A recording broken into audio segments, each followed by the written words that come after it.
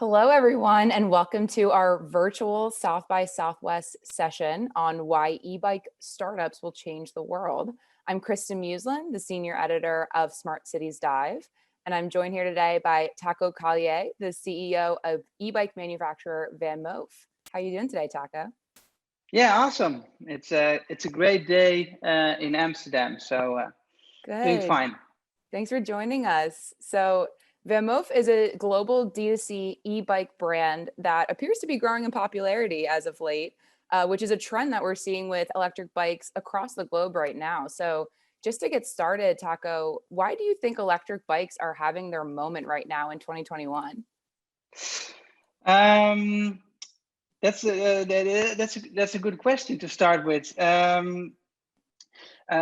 First of all, I think cycling is the most fun, most healthy, most affordable, and definitely the fastest way to get around town in modern cities. And in Amsterdam, we know that for decades.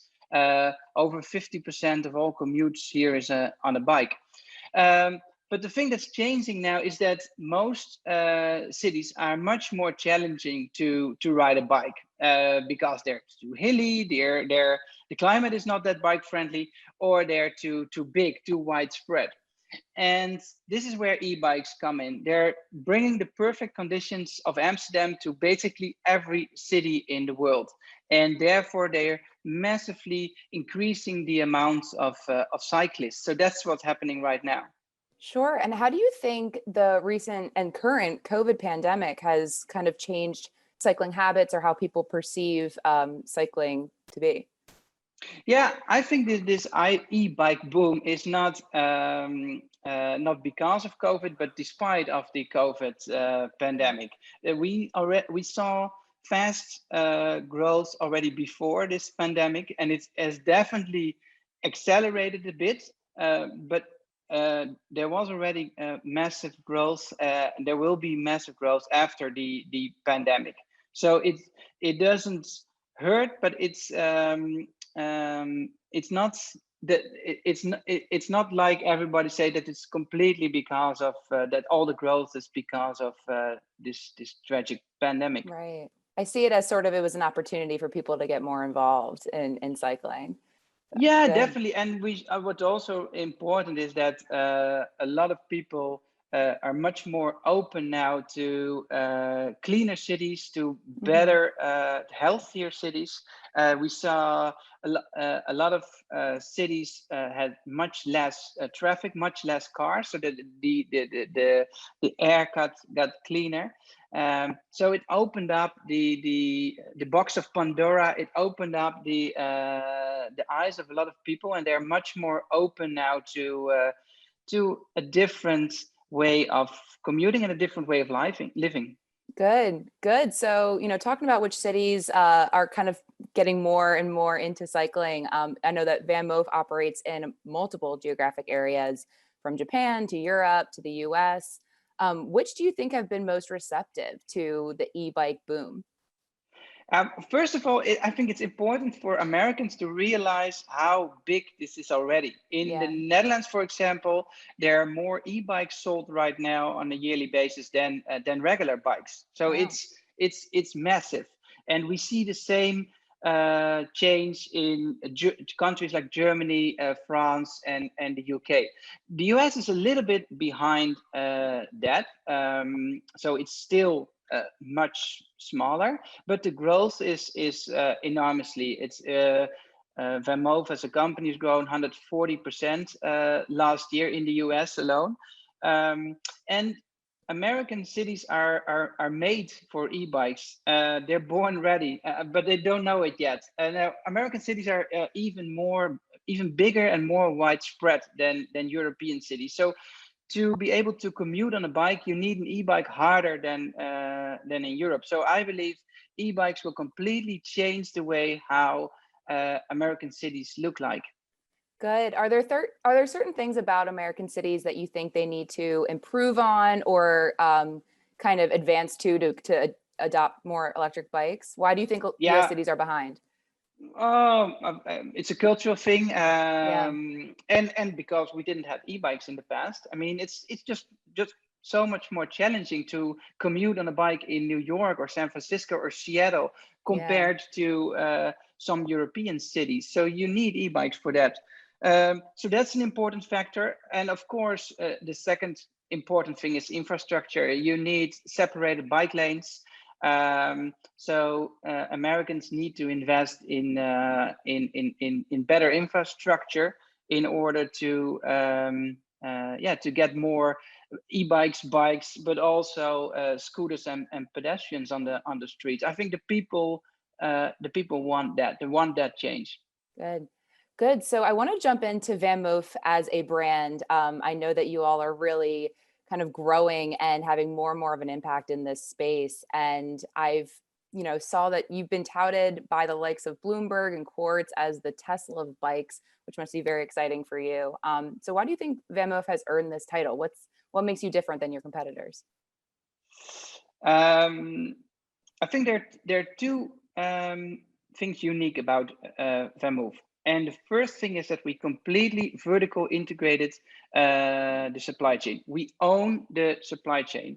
I founded the company with my brother. My brother moved to Taipei 9 years ago to set up our R&D facility over there.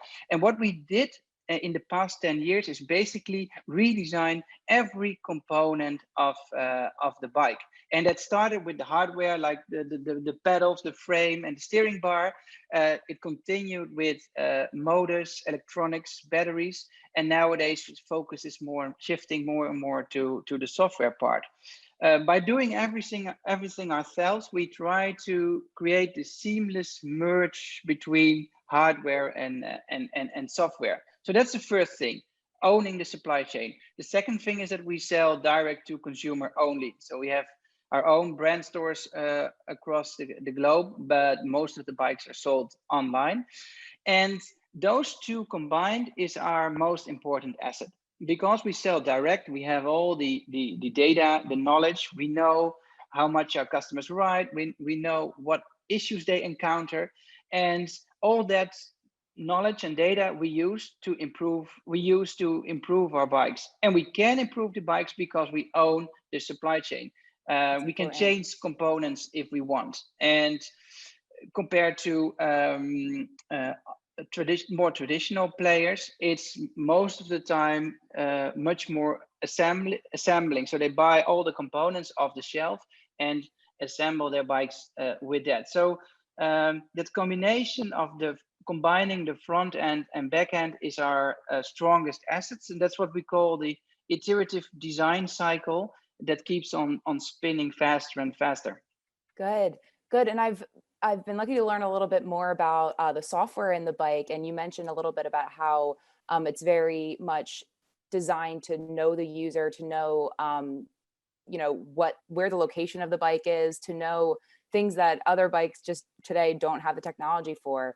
And one really fascinating feature that we talked about a little bit yesterday is this anti-theft feature. Do you want to explain this a little bit? Because I think this is such an important part of making sure that bicycling can be more further adopted globally if there's an anti-theft component. And so I'd love if you can share a little bit about that.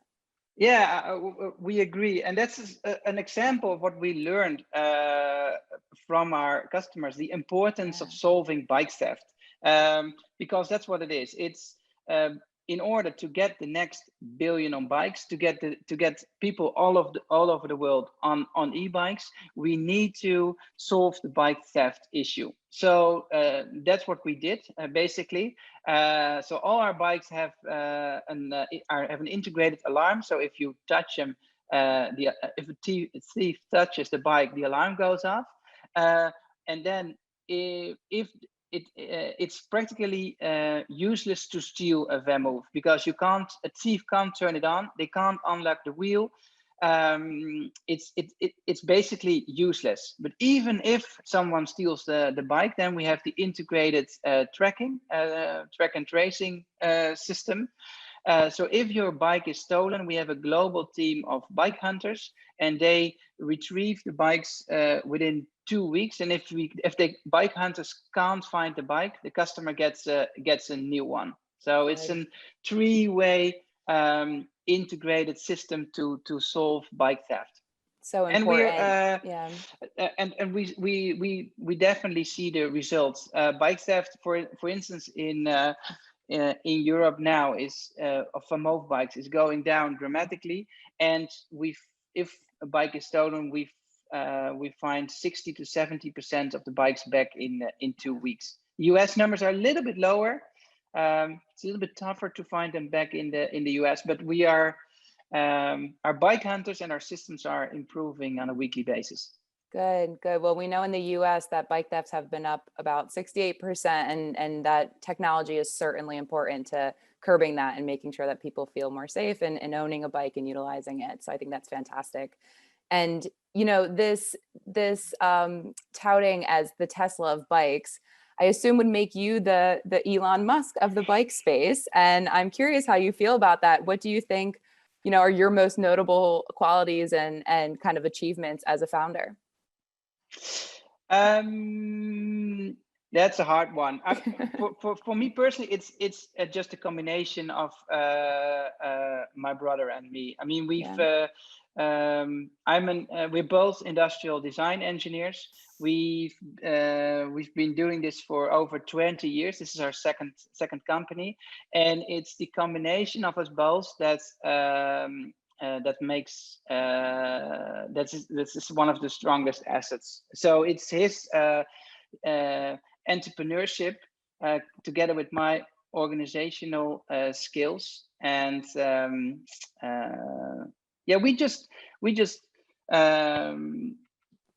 what we learned in the past 20 years is how to run complex integrated product design projects. That's what we love. That's what we love doing, and that's what we want to keep doing and use to bring the next billion on bikes, we hope. Sure. And I suppose when you founded this company, what was the one thing that you were hoping to solve about, you know, the cycling world, or bring to the table that hadn't been done before? Was there one particular goal? I think we wanted to pull cycling and definitely e-cycling out of its niche into the mass market. I think that everyone especially the US, should be able to have access to a bike, and it should be as accessible as buying an iPhone, as easy as buying an iPhone. So it should be easy to purchase, easy to maintain, easy to use, so that not only sporty guys from 20 to 30 will commute on a bike, but just everyone, kids, adults, no matter how far you live from your work, no matter the distance, you should be able to commute on a bike. And I think that's what we bring, what we want to bring to cities all over the world. And what we believe to get there is that the world needs high quality, high tech e-bikes for an affordable price. And that's why we reinvented how bikes. That's why we're reinventing how bikes are made. Good. Well, I'm sure a lot of the entrepreneurs who may be watching this right now are very inspired by, you know, what you've been able to do at VanMoof. And I'm curious, I always like to hear achievements. I like to hear mistakes as well. Are there any mistakes or failures that you came across in, you know, finding this company that you would maybe redo, or any advice you have for other entrepreneurs? Yeah, a lot. We make mistakes every day, and I think the entrepreneur who encounters the most issues and is able to make mistakes and solve mistakes is the most successful entrepreneur. One of the biggest we made last year is we underestimated the service component. Now we are turning into a mass consumer brand. Now we turn bigger. I mean, we have now about 150,000 riders compared to 30,000 riders 2 years ago. And those riders need access to service. And to solve that, we are opening, so we used to have 9 brand stores. We are now opening 50 service hubs. So our customers all over the world have access to service. So it's a mistake we make, and something we hope to solve in 2021. Good.